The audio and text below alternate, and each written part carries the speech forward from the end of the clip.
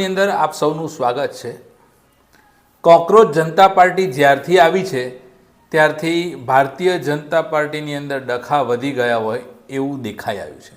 અને તમને વાત કરીએ તો ભારતીય જનતા પાર્ટીની અંદર લોકો વાયરલ વિડીયો, વાયરલ ઓડિયો અને અવાજ ઉઠાવતા થયા હોય એવું ગુજરાતની અંદર દેખાય છે।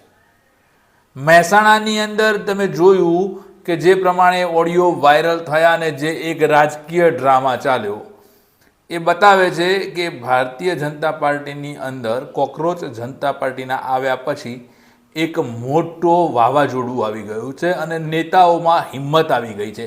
શિસ્તબદ્ધ ગણાતી ભારતીય જનતા પાર્ટીના નેતાઓ હવે શિસ્તના પાઠથી દૂર થવા લાગ્યા હોય તેવું દેખાય છે। મહેસાણા પછી હવે વારો આવ્યો છે સાબરકાંઠાનો અને સાબરકાંઠાની અંદર પ્રાંતિજ નગરપાલિકામાં અંદાજે 15 જેટલા જેના કોર્પોરેટર્સ છે એમણે પ્રમુખના કાર્યોથી નારાજ થઈને હોબાળો મચાવી દીધો છે। મીડિયા જગતમાં મોટી રમખાણ મચી ગઈ છે। તો સાબરકાંઠાની અંદર એકલું પ્રાંતિજ નહીં પણ હિંમતનગરની અંદર પણ સંગઠનના અને અનેક નેતાઓની સામે મોટા મોટા આક્ષેપ થઈ રહ્યા છે। વાત કરીએ તો પ્રાંતિજની અંદર 15 જેટલા કોર્પોરેટરોએ પાલિકાના પ્રમુખ સાથે જે વાત કરી છે એ વાતને લઈને મોટો હંગામો પહોંચ્યો છે। આ હંગામો એટલી હદે આગળ વધી ગયો છે કે પ્રદેશ કક્ષા સુધી તેની રજૂઆત થઈ ગઈ છે અને સાબરકાંઠા જિલ્લાનું જે સંગઠન છે એ કદાચ આ બાબતે નાકામયાબ રહ્યું છે અને હવે આખું જ વાવાઝોડું પ્રદેશની જે સંગઠન છે, સંગઠનનો પ્રદેશનો જે ભાગ છે એ તરફ ફંટાયું હોય તેવા દ્રશ્યો જોવા મળ્યા છે। મળીએ એક બ્રેક પછી।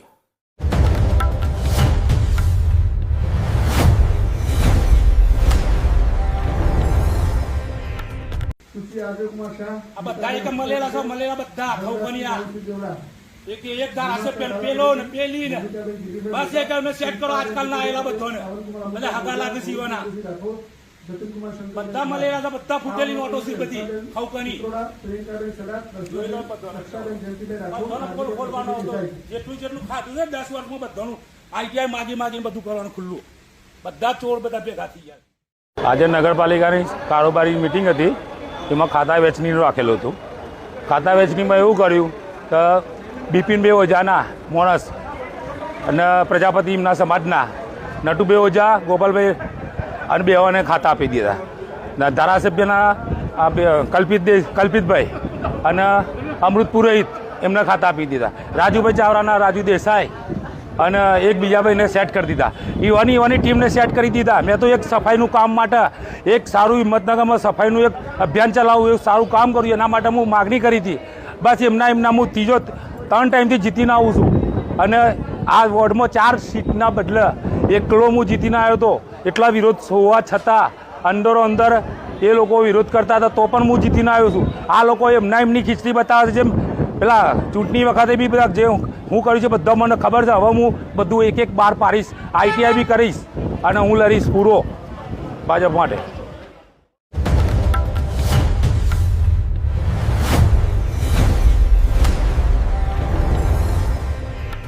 કરી રહ્યા હતા આપણે સાબરકાંઠા જિલ્લામાં ભારતીય જનતા પાર્ટીમાં આવેલા ડખાની।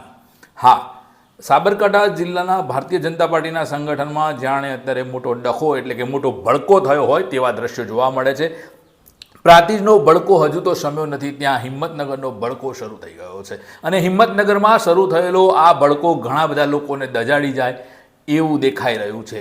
કારણ કે ગોવિંદસિંહ નામના એક કોર્પોરેટર જે ભારતીય જનતા પાર્ટીના છે ને એમણે જે દાવા કર્યા છે એ સંગઠનના અનેક માણસોને અસર કરી જાય છે। શું જે મોવડી મંડળ છે ભારતીય જનતા પાર્ટીનું એ આ અંગે કોઈ કાર્યવાહી કરશે કે પછી બધું ઘી ખીચડીમાં જ ઢોળાશે એવી અનેક ચર્ચાઓ ચાલી રહી છે। ત્યારે શું કહ્યું એ ગોવિંદસિંહે એ વાત પહેલાં દર્શક મિત્રોને બતાવી દઈએ અને એ વાત જોયા પછી ફરીવાર મળીશું એક બ્રેક પછી। ગોવિંદસિંહની તમે વાત સાંભળી। ભારતીય જનતા પાર્ટી સાબરકાંઠા જિલ્લાની અંદર પેલું ઘી ખીચડીમાં ઢોળવાનું અથવા તો કહેવાય છે ને કે ભૂવો નારિયેલ પોતાના ઘર તરફ જ ફેંકે, બસ એ જ દશા થઈ હોય એવું દેખાઈ રહ્યું છે. પોતાના મામકાઓને અથવા તો પોતાના મળતિયાઓને જ હોદ્દા આપવાની જે આક્ષેપો થઈ રહ્યા છે એ આક્ષેપોને લઈને સંગઠનના જે વ્યક્તિઓ છે એમની સામે મોવડી મંડળ કેવા પગલાં ભરે છે એ જોવાનું રહ્યું. પરંતુ સાબરકાંઠામાં ભારતીય જનતા પાર્ટીમાં જે ભડકો થયો છે એ ભડકો બીજા જિલ્લાઓને પણ ન દજાડી જાય એ ભારતીય જનતા પાર્ટી જોવા જેવી વાત છે. આપણે જોઈ જે પ્રકારેની વાત ગોવિંદસિંહે કહી હતી હિંમતનગર ખાતે, હવે એવું જો બીજા જિલ્લામાં થાય તો ભારતીય જનતા પાર્ટીની અંદર બળવાખોરોનો રાફડો ફાટી નીકળે તો કોઈ નવાઈ નથી.